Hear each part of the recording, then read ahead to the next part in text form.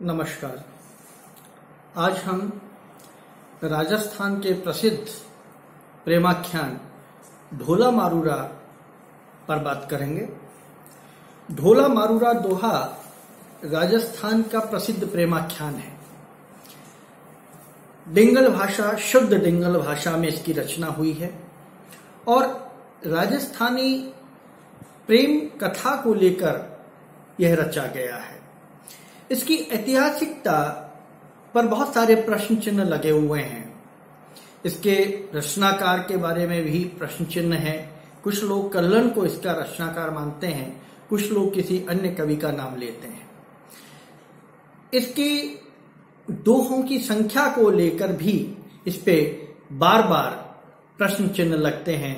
घटते बढ़ते रहने की वजह से इसकी प्रामाणिकता पर भी अभी संदेह व्यक्त किए जाते हैं।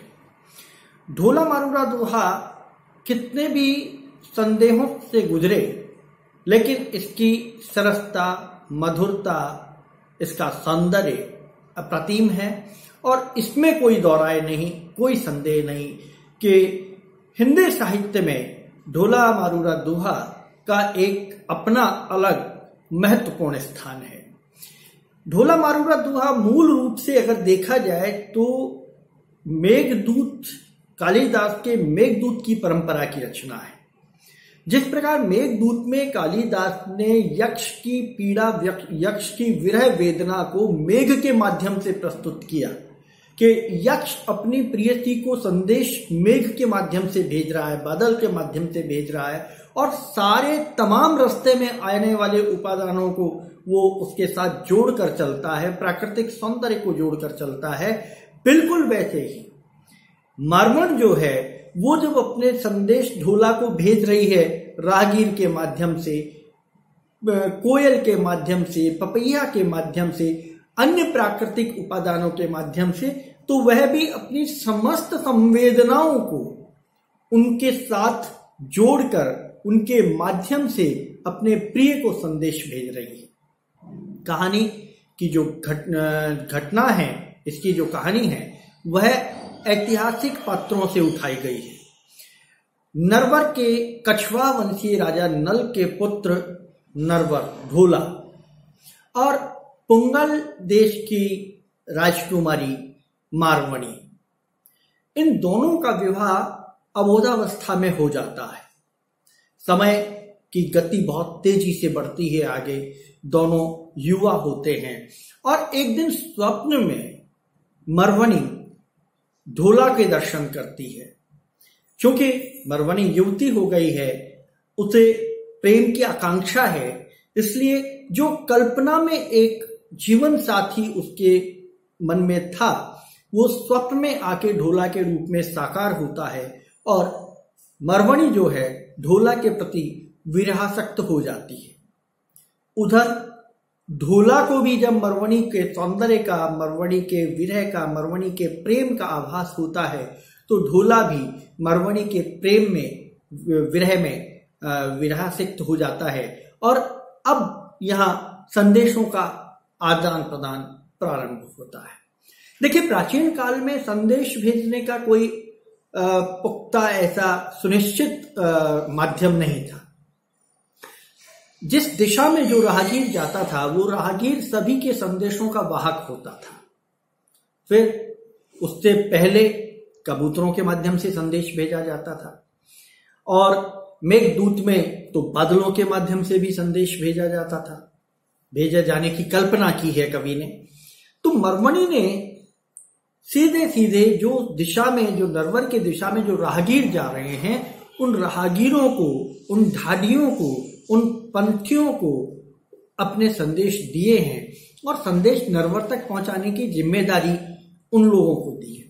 अपने संदेश अपनी भाषा में तो देखिए मारवण ने दिए ही हैं कि कैसे कैसे मेरे संदेश ढोला तक पहुंचाने हैं, लेकिन मारवणी ने संदेश वाहक पर भी यह जिम्मेदारी डाली है कि इस संदेश को और अधिक कारुणिक कैसे बनाना है, इसको और अधिक किस ढंग से आपको प्रस्तुत करना है। इसका प्रस्तुतिकरण इतना करुणा से भरा हुआ होना चाहिए कि इस संदेश को सुनकर ही नरवर जो है वो मेरे प्रेम में आबद्ध हो जाए और वो मुझसे मिलने को उत्सुक हो, मेरे पास तक आ जाए। तो यहां नायिका ने बहुत चतुराई से अपने संदेशवाहक के माध्यम से भेजने के बावजूद भी संदेशवाहक पर ही दायित्व डाला है कि आपको किस ढंग से मेरे संदेश को जाकर वहां प्रस्तुत करना है। तो दोहा छंद में ये पूरी रचना है। दोहा छंद के अलावा इसमें और कोई दूसरा छंद इस्तेमाल नहीं हुआ है, इसलिए इसका नाम भी ढोला मारूरा दोहा है। तो दोहा छंद है, गेय शैली में है, गाया जाने वाला, क्योंकि राजस्थानी के जितने भी प्रेमाख्यान हैं आप देखेंगे कि वो सारे गेय शैली में होते हैं। वो ढप पर, चंग पर गाए बजाए जाते हैं, वो लोक शैली में होते हैं, लोकगीत शैली में होते हैं और लोक साहित्य की परिभाषा में आबद्ध होते हैं।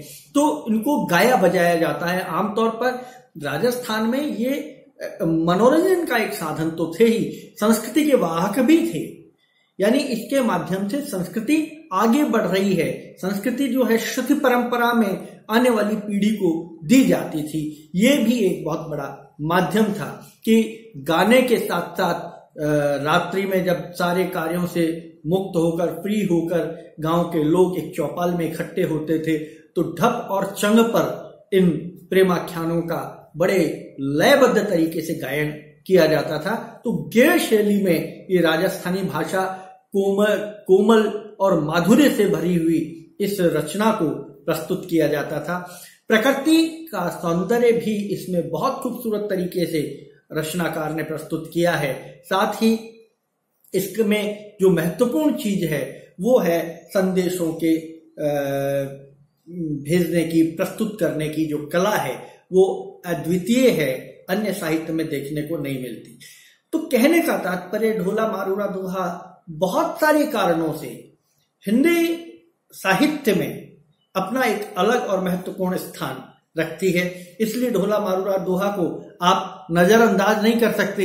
ये एक अलग तरह की रचना है, इसको आप किसी और तरीके से नजरअंदाज नहीं कर सकते। तो हम आज कुछ दोहे आपके लिए पढ़ रहे हैं ढोला मारूरा दोहा के, जो इस चीज की बानगी होंगे कि किस ढंग से अपने संदेश को मरवण ढोला तक पहुंचा रही है।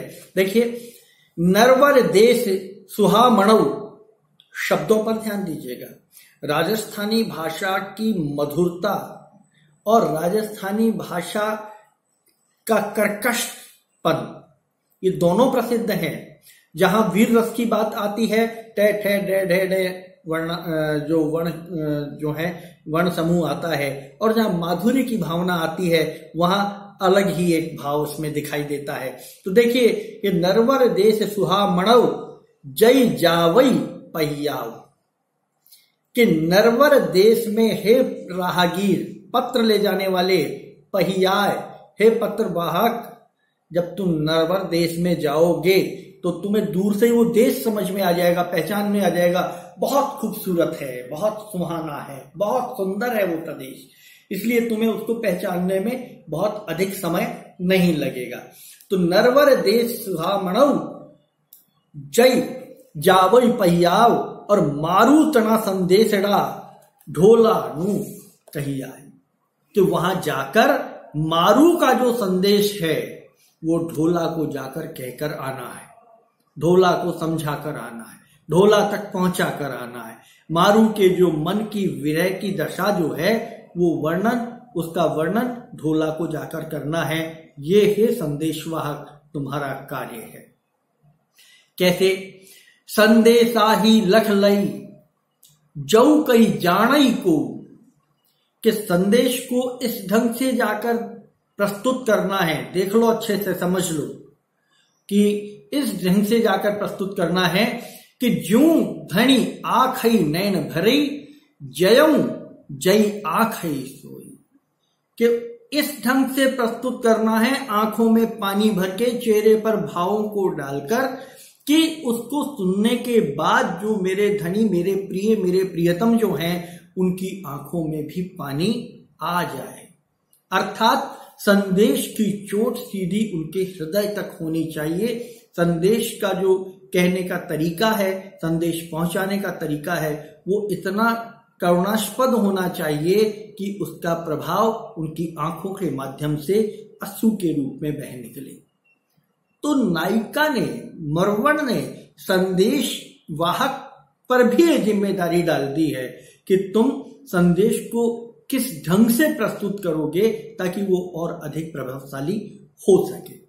अगला आप देखेंगे कि ढाडी एक संदेश रऊ प्रीतम कही आ जाए। हे ढाडी, ढाडी एक जाति होती है राजस्थान में जो संदेश ले जाने का, आदान प्रदान करने का कार्य करती है। ढाडी राहगीर को भी कहते हैं, संदेशवाहक को भी कहते हैं, पथिक को भी कहते हैं। तो ढाडी एक संदेश रऊ, हे ढाडी, हे पत्रवाहक, हे संदेशवाहक, एक संदेशा है, एक संदेश रऊ, एक संदेशा। प्रीतम कही आ जाए, प्रियतम को जाकर कहना है, देना है वो संदेश। साधन बड़ी कुइला भई भसम ढिलोलिस आए, कि तेरी जो धन कहते हैं पत्नी, स्त्री। और ये मैं आपको पहले बता चुका हूं कि ढोला और मरवण का बाल्यावस्था में विवाह हो चुका था। वो दोनों एक दूसरे के पति पत्नी थे, वो अविवाहित नायक नायिका नहीं थे, वो दोनों एक दूसरे के पति पत्नी थे। इसीलिए मरवण जो है वो धन और धनी, राजस्थान में धनी कहते हैं पति को और धन कहते हैं पत्नी को। इसलिए नायक नायिका एक दूसरे को धन और धनिक के रूप में संबोधित कर रहे हैं। तो यहां मरवण कहती है कि ढाडी एक संदेश रऊ प्रीतम कहिया जाय, और साधन बलि कुइला भई, कि तेरी जो धन यानी पत्नी जो है वो बल यानी जलकर, विरह में जलकर कोयला हो गई है। कोयला भाई, कोयला हो गई है, इस कदर विरह में जल गई है कि वो कोयला हो गई है। भस्म ढिडोली से आई, और तुम जल्दी आकर उससे मिल लो, नहीं तो कहीं ऐसा नहीं हो कि तुम्हें राख में उसको ढूंढना पड़े, भस्म में ढूंढना पड़े। इसलिए हे नायक, तुम जाओ और जाकर अपने प्रियसी से मुलाकात करो, उससे मिलो, ताकि वो तुम्हें फिर भी कोयले के रूप में मिले, भस्म में परिवर्तित ना हो। यानी विरह की एक अतिशयोक्ति यहां पर रचनाकार ने प्रस्तुत की है मरवणी के विरह वेदना के माध्यम से, और संदेश भिजवाया है ढोला को। ढाडी जे प्रीतम मिलई, मरवणी आगे कहती है संदेशवाहक को कि हे ढाडी, यदि तुम्हें प्रीतम मिल जाए तो यूं कही दाखव याह, कि यूं जाकर बहुत गहरे भाव से, बहुत मेरी पीड़ा को, विरह वेदना को, विरह ज्वाला को प्रदर्शित करते हुए यूं कहना, इस तरह से मेरी वेदना का बखान करना, विरह वेदना का विखान करना कि पंजर नहीं छई प्राण यौ, कि अब उस पंजर में केवल प्राण अटके हुए हैं, सूख कर कांटा हो गई है, पंजर हो गई है, अस्थि पंजर रह गया शरीर के रूप में, और उसमें केवल प्राण अटके हुए हैं। यूं था दिस झड़ रही आई, और वो प्राण केवल तुम्हारे दर्शन की आशा में अटके हुए हैं। तुम जाकर एक बार अपने झल, एक बार अपने दर्शन उनको दे दो, ताकि वो प्राण आसानी से निकल सके या प्राणों में संचार हो जाए वापस। इसलिए मेरी वेदना को हे ढाडी इतने अधिक कारुणिक बनाकर प्रस्तुत करना, ताकि उसका असर मेरे नरवर, मेरे ढोला पर, मेरे प्रियतम पर, मेरे धनी पर सीधा सीधा हो सके, और वो दौड़कर आकर मुझसे मिले। तात्पर्य कहने का कि रचनाकार ने जिन शब्दों का और जिस शैली का प्रयोग इसमें किया है, वो हिंदी साहित्य में ढोला मारूरा दुहा के अलावा और कहीं नहीं देखने को मिलती। राजस्थानी साहित्य में भी ढोला मारूरा दुहा के अलावा यह शैली और कहीं देखने को नहीं मिलती। बाकी राजस्थानी में भी प्रेम कथाएं बहुत लिखी हुई हैं, यहां तक कि हमारे सूफी संतों ने भी राजस्थानी प्रेम कथाओं को ही अपना विषय बनाया है, लेकिन शैली बिल्कुल भिन्न है। तो मैं जो आपको कहना चाहता हूं इसके माध्यम से वो यह है कि ढोला मारूरा दुहा एक प्रेम संदेश प्रस्तुत करने वाली रचना है, और विरह की रचना है तथा श्रृंगार की श्रेष्ठ रचनाओं में आती है। इसका आगे पाठालोचन हम अगले वीडियो में करेंगे। नमस्कार।